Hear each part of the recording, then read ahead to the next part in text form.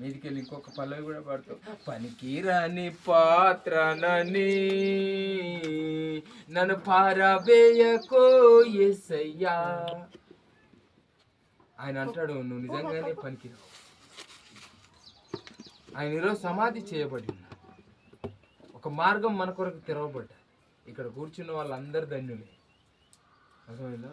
ఇక్కడ కూర్చున్న వాళ్ళందరూ ధన్యులే, దేవుని బిడ్డలు, విలువగల వజ్ర,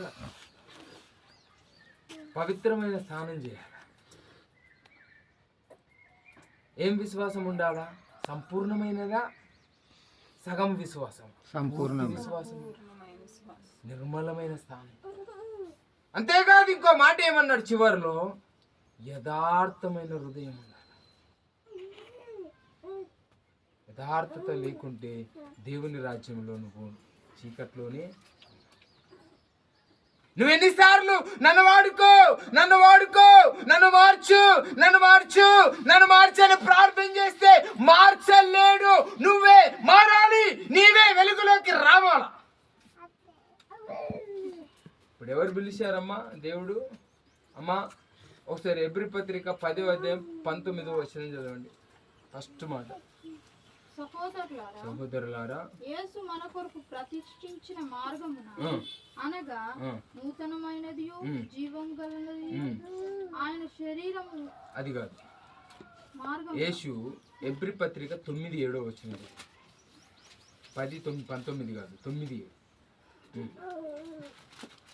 సంవత్సరమునకు అమ్మమ్మ 9వ అధ్యాయము 7వ వచనం ఎబ్రీ పత్రిక. సమస్య అదే కదా, అదే. ఇంకొకటి ఎక్కడ ఉంది? హల్లెలూయా. ఆ పేతురు 2:9. ఇప్పుడు చదవండి ఏమంటారు.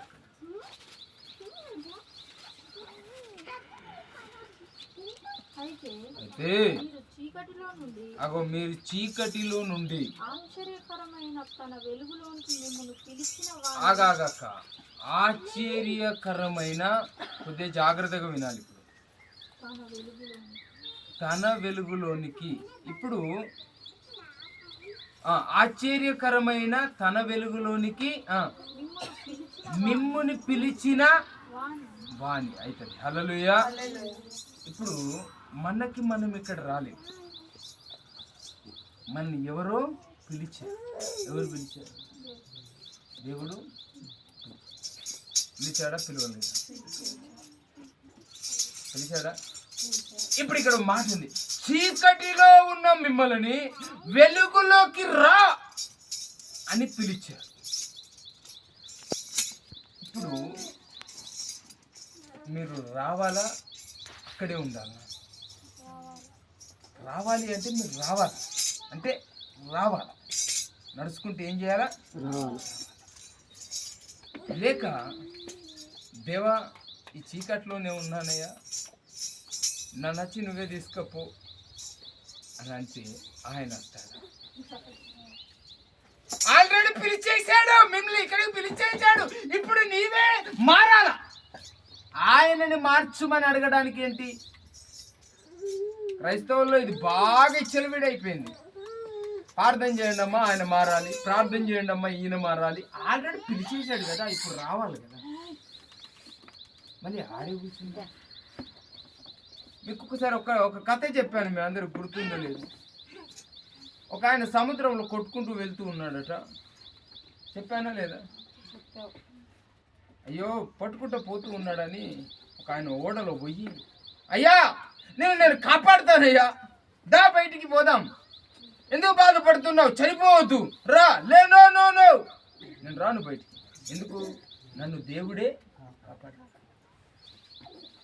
ఇంకొక ఆయన ఒడ్డు మీద నిల్చొని ఒక తాడు పైకేసి, దీన్ని పట్టుకో, నేను లాగుతాను, దా. నోను, నన్ను ఎవరు కాపాడాలా? దేవుడే. కొంతకెళ్ళమంటారని నీళ్ళు వచ్చి ఎక్కడ దాకా వచ్చాయి? ఇక్కడ వచ్చిన తర్వాత ఒక ఆయన విమానంలో వచ్చి, ఓ బిడ్డ పైకి రా, నేను లేపుతా, బ్రతుకుతావు కొన్ని వద్దులు, నువ్వు బ్రతకాలా, అది దేవుడికి అవసరం, నువ్వు చచ్చడం దేవుని ఉద్దేశం కాదండి.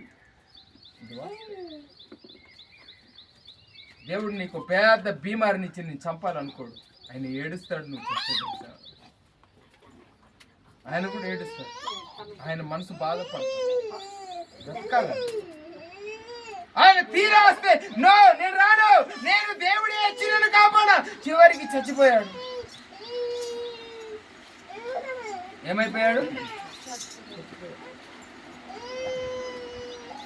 పోయి దేవుని ముందు నిల్చొని ఏమంటున్నాడంటే, అయ్యా నేను నీ మీద ఆధారపడి ఆడనే కూర్చున్నాను, ఏడా ఆ సముద్రంలోనే ఉన్నాను, నువ్వు రాలేగా. ఏమన్నాడు తెలుసా? నువ్వు రాలేగా నన్ను కాపాడడానికి. దేవుడు ఏమన్నాడు తెలుసా? అరే పిచ్చోడా, ముందుగా వచ్చి ఆ తాడేసింది కూడా నేనేరా, తర్వాత పడవలో వచ్చింది కూడా నేనేరా, తర్వాత విమానంలో వచ్చింది కూడా నువ్వు రాలే. నువ్వేం కాలేవు, రాలేవు. ఏమైపోయావు?